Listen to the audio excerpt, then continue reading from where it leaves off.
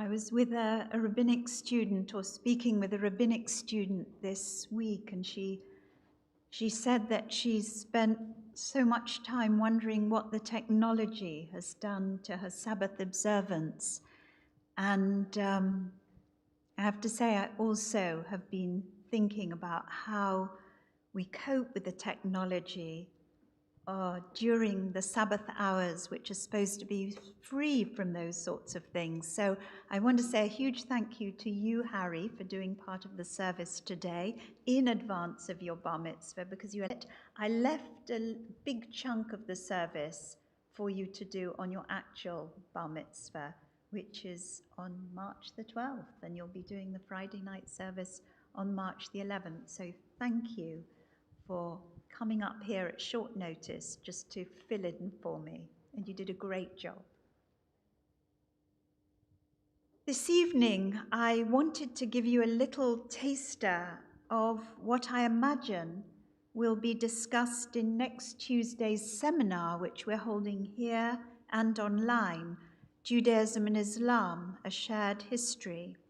It's a session entitled The Duties and Nourishment of the Heart. And I was going to start by telling you that until a few weeks ago, I had never heard the name Abu Talib al-Makki, born in the 10th century CE in the Abbasid province of Jibal, somewhere between the Caspian Sea and the Persian Gulf.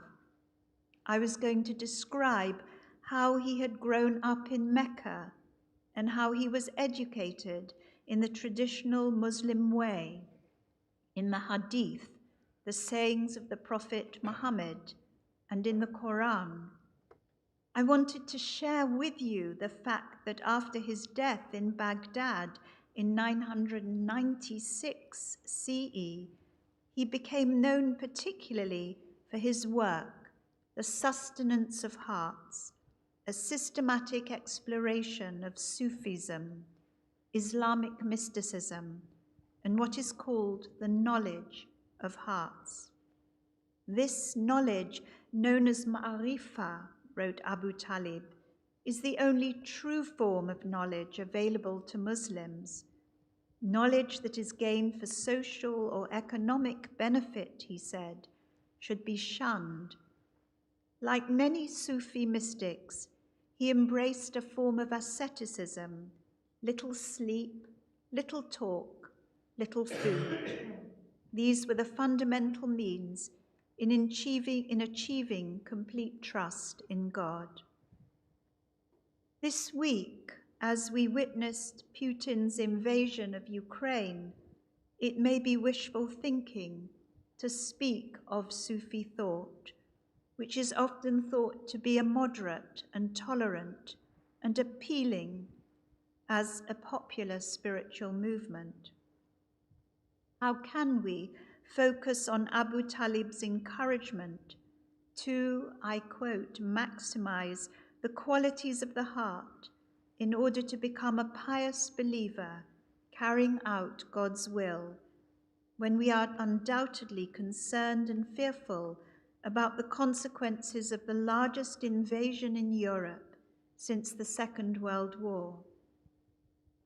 I wanted to explain how Abu Talib's teachings reach not only pious Muslims, but across faith borders, and to touch on Rabbi Hilton's subject on Tuesday, a Jewish manual influenced by the writings of Abu Talib and similar in its objectives to define the duties of the heart. This manual, the first systematic book of Jewish ethics, is called Chovot Halvavot, Duties of the Heart, and is by the 11th century Spanish philosopher Bahia ibn Pacuda. He wrote the book in the lingua franca of his era, Arabic, and divided the mitzvot, the commandments, into two categories: the outward positive and negative mitzvot, that is the practical mitzvot, and what he called the duties of the heart that are rooted in our inward thoughts and feelings. Positive commandment, says Ibn Pacuda, include the refining of our faith in the one and unique Creator, whom we must serve with reverence and love, as well as the duty to reflect on the wonders of God's work. Negative duties of the heart are those commandments that refine our character, not to avenge, nor to bear a grudge, not to covet. Human beings from their youth, says Bachya, are beset by sensual appetites, and the purpose of the laws of the Torah are to resist the abuse of those appetites, physical longings such as food, clothing, and sexual relations. Our spiritual and intellectual capacities, he writes, are revived by prayer, fasting, the giving of charity, and acts of kindness. In this way, we are aroused to the service of God. Familiar with the philosophical and scientific Arabic literature of the time, as well as Jewish philosophy and rabbinic literature, Bachya, like Abu Talib, criticizes those who focus only on the outward observances of the law and those who use the Torah as a means for economic or social gain.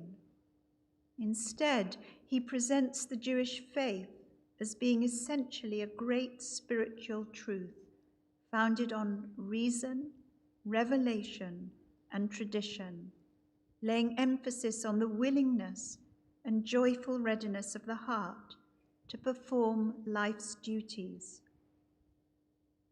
These writings about faith and ethics take us into a very different world from the one we are facing today.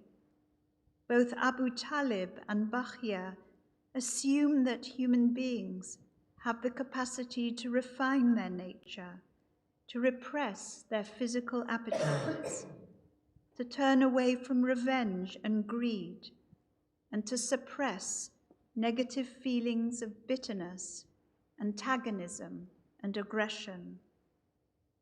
But how possible is it for human beings to change? This is the question asked by the historian and philosopher Yuval Noah Harari in a piece in The Economist this week. He writes, "At the heart of the Ukraine crisis lies a fundamental question about the nature of history and the nature of humanity. Is change possible? Can humans change the way they behave? Or does history repeat itself endlessly, with humans forever condemned to reenact past tragedies? The last 70 years, says Harari, have seen a decline in the number of wars in the world. A tectonic shift has taken place in global culture. War is no longer viewed positively, but as something that is evil and avoidable." And he adds, "The global economy has been transformed, where once the main sources of wealth were material assets such as gold mines, wheat fields, and oil wells. Today, the main source of wealth is knowledge, and you can't take knowledge by force." That doesn't put him so far away from what our medieval thinkers were writing about, a knowledge. While civic conflicts and insurgencies have certainly not been wiped out, it has been relatively rare for international borders to be redrawn by foreign invasion. Even when taking all types of conflict into account, says Harari, in the first 2 decades of the 21st century, human violence has killed fewer people than suicide, car accidents, or obesity-related diseases. Gunpowder has become less lethal than sugar. The decline of war has resulted from human beings making better choices, he says, and it is arguably the greatest political and modern achievement of modern civilization. But the fact that it stems from human choice also means that it is reversible. Technology, economics, and culture continue to change. The rise of cyber weapons, AI-driven economies, and newly militaristic cultures could result in a new era of war, worse than anything we have seen before. To enjoy peace, he says, we need almost everyone to make good choices. By contrast, a poor choice by just one side can lead to war. And good choices, he says, maintain the low level of expenditure on defense, ensuring that money that might go towards war is spent on teachers, nurses, and social workers. Our energies and economic spending abilities need to be spent on combating the catastrophic effects of climate change and other disruptions to our world through artificial intelligence and technology. Abu Talib and Bachya ibn Pakuda both believed that the human heart, if nourished in the right way, is capable of change and of the highest degree of service to God and to human beings. For Harari, a contemporary philosopher, writing in our own century, change is possible. We can learn from the Ukrainians, he says, who for centuries knew little other than tyranny and violence, famine, Nazi occupation, Stalinist terror, and decades of soul-crushing communist dictatorship. After the collapse of the Soviet Union, the Ukrainians might have chosen a different path, but they chose democracy and defense of their freedom. Peace is a fragile thing, but it can strike deep roots. And if we believe that human nature is capable of change and refinement, then the pugnacious and uncontrollable egoism of one leader can be defeated by the resolve and strength of the majority, whose prayer and fervent wish is for peace. Amen.